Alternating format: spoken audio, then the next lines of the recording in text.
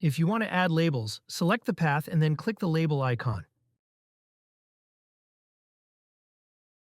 Then, in the object settings, type what you want printed on the heat shrink, and just click anywhere outside the box to save it. The label will be attached to the wire during manufacturing.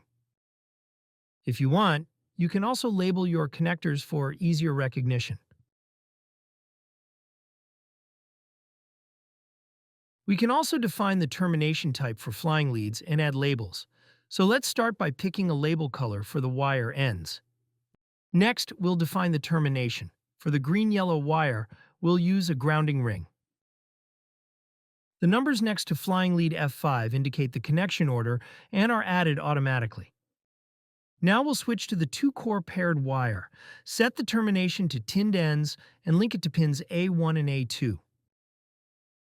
Since we want to label the individual wires, we'll enter the text into the signal name fields. It's best to fill out both sides for clarity.